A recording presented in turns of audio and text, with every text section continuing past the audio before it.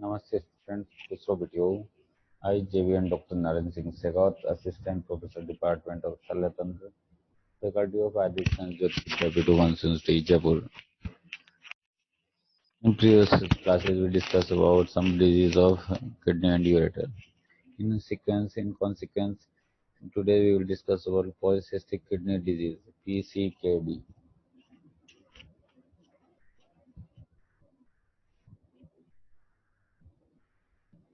The two forms of PKD: first, autosomal dominant or autosomal recessive polycystic kidney disease.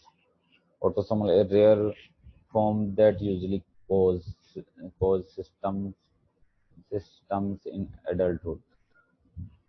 Autosomal recessive PKD, a rare form that usually cause symptoms to show in infancy and early childhood. Adult adult PCKD is inherited as autosomal dominant disease. It is bilateral and present in third decade. One side present, presents little earlier than other side. Associations: polycystic disease of liver, pancreas, and lungs. Berry aneurysm in the circle of Pillay. Cyst formation occurs at the junction of the distal tubules and the collecting ducts. Rosary, it contains multiple cysts with a clear or brownish fluid due to hemorrhage. In this picture, as you can see, polycystic kidney disease picture. It is bilateral and multiple. Definition: A autosomal dominant polycystic kidney disease is a multi-system disorder characterized by multiple bilateral renal cysts associated with cysts in other organs such as liver, pancreas, and arachnoid membranes. It is a genetic disorder mediated primarily by mutations in two different genes and is expressed in a autosomal dominant pattern with variable expression. This picture, as you can see, normal kidney against polycystic kidney. Right side is present with normal kidney and left is to polycystic kidney. Also, next same is genes in polycystic kidney. Genes AD, as you can see, polycystin gene AD, PKD1, PKD2, protein polycystin 1, polycystin 2. This is the molecular pathogenesis and incidence related to polycystic kidney disease. Etiology and pathogenesis. The polycystic kidney disease PKD proteins, now known as polycystin PC1 and polycystin 2 PC2, play a critical role in the normal function of the primary cilium. That is essential to maintaining the differentiated polyphenotype of tubular epithelium. Disorder function of polycystin is the basis for cyst formation in PKD by permitting a less differentiated tubular epithelial phenotype. In this picture, primary cilium kidney cells, as you can see, cilia. This is another picture of cilia in autosomal dominant polycystic kidney disease. Possible mechanism of cyst formation in polycystic kidney disease. As you can see, there is two types pathology. Gross morphology. The kidney are usually bilaterally enlarged and may achieve enormous size. Weight as high as 4 kg for each kidney have been reported.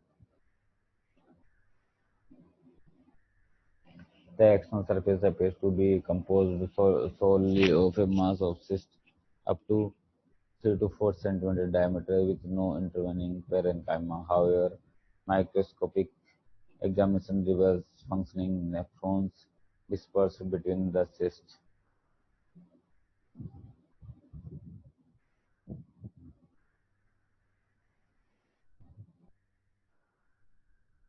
The morphology: the cyst may be filled with a clear serous fluid or more usually with a turbid red to brown, sometimes hemorrhagic fluid. In this picture you can see the morphology. Now clinical pictures, diagnostic tools and treatment we will discuss in next class. Also, this is about polycystic kidney disease. This session is powered by digital version 2.0 Jyoti Vidyapeeth Women's University Jaipur. I hope you are satisfied with this session. If you have any doubts and queries, please mention in comment box. I will resolve it soon. Thank you, students. Namaste, students. Kusro Bitiyong. I, JV and Dr. Naren Singh Sekhawat, Assistant Professor, Department of Salyatantra, Faculty of Ayurvedic Science, Jyoti Vidyapeeth Women's University. In previous class, we discussed about anatomy of stomach, then pyloric stenosis, then and peptic ulcer part first. In today in peptic ulcer part 2, we discuss about general symptoms of peptic ulcer, complications of peptic ulcer, diagnostic of peptic ulcer, and general management of peptic ulcer. Let's begin. General peptic ulcer, symptoms of general peptic ulcer, epigastric tenderness. In gastric ulcer, tenderness feel in epigastrium left to midline, and in duodenal ulcer, tenderness feel in mid to right of epigastrium. Sharp burning, aching, gnawing pain, dyspepsia, nausea, and belching. Complications of peptic ulcer like hemorrhage, perforation, narrowing and obstruction. This is called pyloric stricture or pyloric stenosis. Diagnostic test of for pyloric for peptic ulcer is first EZD. EZD means esophagogastroduodenoscopy. Esophagogastroduodenoscopy. This is the endoscopic procedure.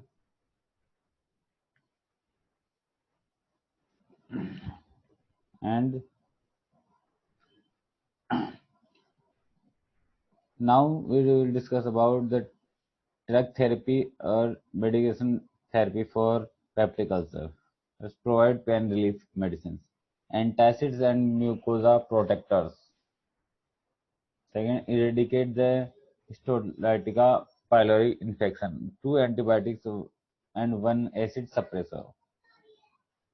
Next, heal ulcer.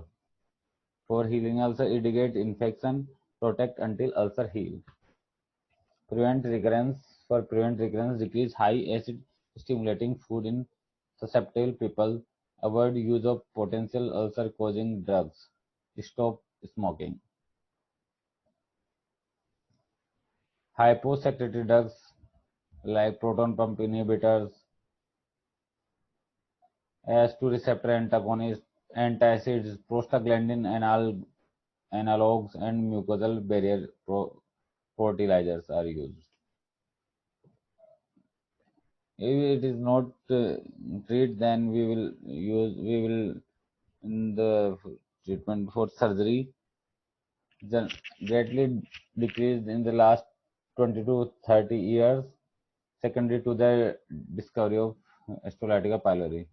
Required if ulcer in one of these states performed and overflowed into the duodenum, scarred and swelled so that there is obstruction, acute bleeding, and non-responsive to medications. Types of surgical procedure. First one is gastroenterostomy. Allows regurgitation of alkaline duodenal contents into the stomach. Creates a passage between the body of stomach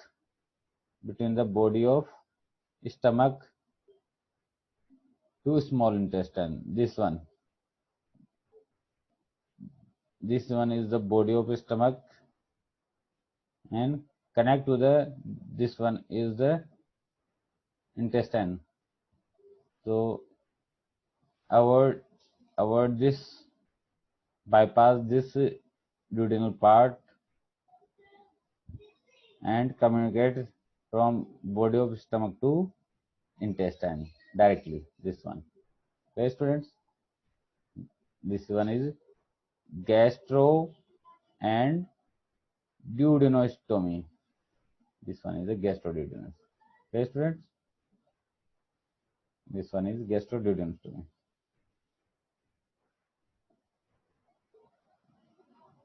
This one is gastroduodenostomy. Okay, students.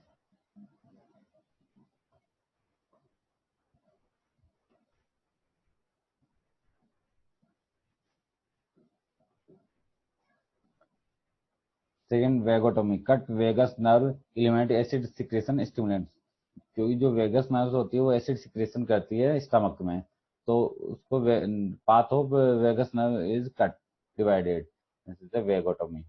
These are the showing of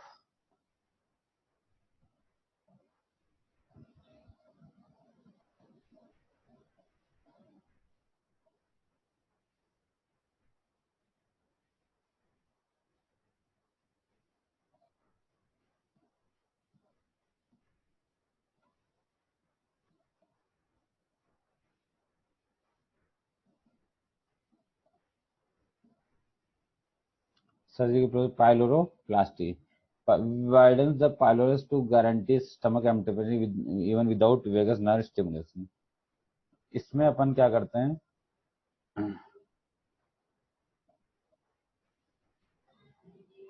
जो vagus pyloric sphincter वाला part होते हैं उसकी जो muscular है उसको wide करते हैं और उसमें इंसिजन कट लगाने के बाद उसको थोड़ा विडन कर देते हैं without vagus nerve stimulation. Types of other surgical procedure, enterotomy या subtotal gastrectomy. Subtotal gastrectomy, remainder must be reattached to the rest of the bowel below 1, below 2. Below 1 is distal portion of the stomach is removed. Enterectomy. Repeat. I am repeating. I am repeat this. Lower half of stomach must cut most of the acid. Lower half of the stomach makes most of the acid. Removing this portion decrease the acid production. This is the enterectomy. Subtotal gastrectomy. Remove 2/3 of stomach. This is the subtotal gastrectomy. Third one is remainder must be reattached to the rest of the bowel. There are two types of. First one is a Billroth and second is Billroth 2. Let's understand. Billroth 1. In Billroth 1, distal portion of the stomach, distal portion of the stomach, distal portion of stomach, this stomach is removed. The remainder is anastomotic to the duodenum. This stomach part of stomach has been removed, and distal portion of stomach is anastomotic to the duodenum. This one. It means the most of the acid production part has been removed. This is the Billroth first. Now Billroth second.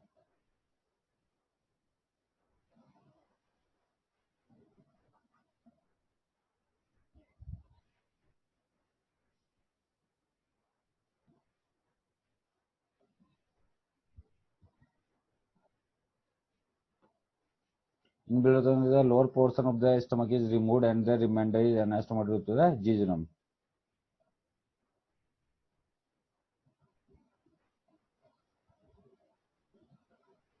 In this portion, in this type, the lower portion of stomach is removed and the anastomotic to the jejunum. This is the jejunum part. This is the jejunum part attached to the lower portion of the stomach. Clear, students?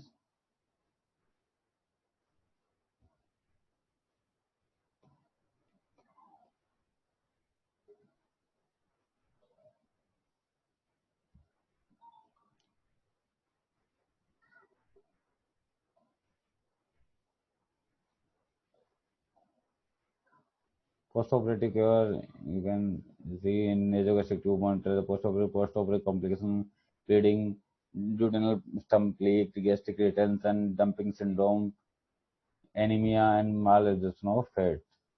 So, student, this is all about the